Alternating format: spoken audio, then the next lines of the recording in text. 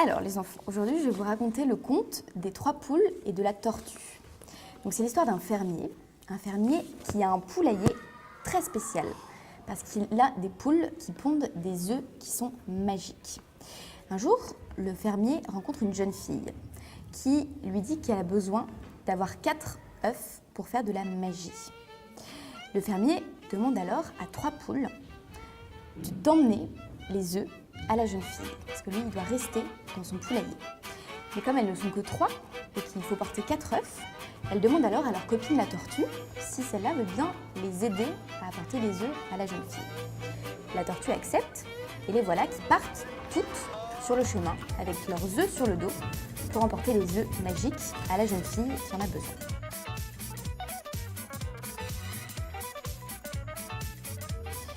En route, la première poule, qui est la plus gourmande, s'arrête pour picorer quelques grains de blé qui traînent comme ça sur la route. Et elle picore tellement qu'elle oublie qu'elle a un œuf sur le dos et que l'œuf glisse, tombe et se fracasse sur le sol. Donc, la poule est un petit peu déçue, mais elle décide finalement de ne pas continuer son chemin et de rester là, dans cette petite prairie, et de construire une maison en paille.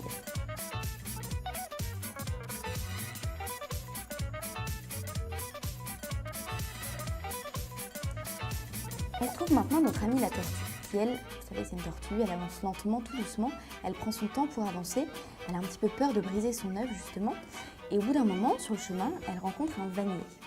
Et le vannier lui propose de lui fabriquer un panier dans lequel elle pourra mettre son œuf pour qu'il soit plus à l'abri justement, et qu'elle puisse mieux le transporter sur son dos. Donc la tortue est très contente et elle peut maintenant continuer sa route. Ensuite, la deuxième poule, on la retrouve maintenant, la deuxième poule, c'est la plus paresseuse. Donc elle en a marre de marcher, elle n'aime pas trop ça la fatigue beaucoup. Elle décide alors de s'arrêter à l'ombre d'une fleur pour faire un petit somme, une petite sieste. Et en fait, au bout d'un moment, elle se réveille en sursaut parce qu'elle croit qu'elle a entendu le bruit d'un renard. Donc elle s'affole complètement, elle caquette au secours, elle s'en va. Et dans sa précipitation, elle oublie qu'elle a un œuf sur le dos et l'œuf glisse et se brise au sol. Plus d'œuf à nouveau. Donc la poule décide d'arrêter son chemin et de rester à nouveau dans ce champ-là et de construire une maison en bois cette fois-ci.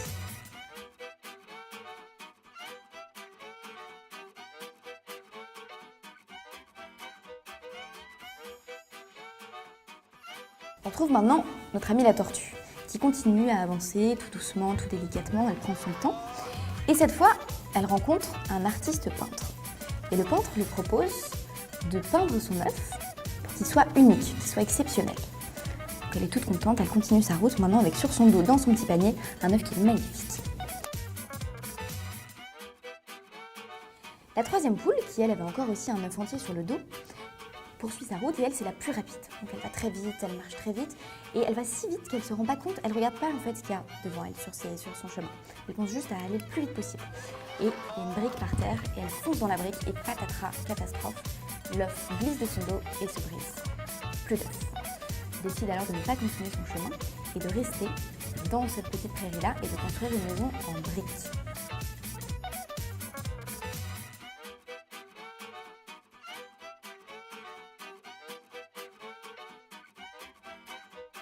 La tortue de son côté, elle continue à avancer tout doucement avec son œuf magique peint exceptionnel dans son petit panier sur le dos. Et elle rencontre à un moment un chauffeur de bus qui propose de l'accompagner jusqu'à chez la jeune fille. Comme elle est épuisée, elle décide d'accepter.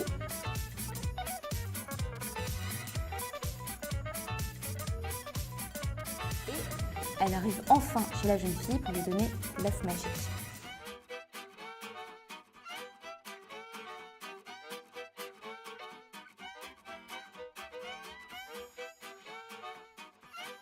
La morale de cette histoire, les enfants, c'est que quand on veut atteindre ses objectifs, quand on veut aller quelque part, quand on voyage, il vaut mieux toujours prendre son temps et accepter les opportunités qui s'offrent à nous, les rencontres qu'on va faire, prendre tout le positif de ces choses-là, plutôt que de vouloir aller trop vite, ou alors d'être trop paresseux, ou alors d'être trop gourmand. Et si on respecte tout ça, l'aventure ne sera que plus belle et que plus magique. Voilà. C'est bon? On va dans la boîte?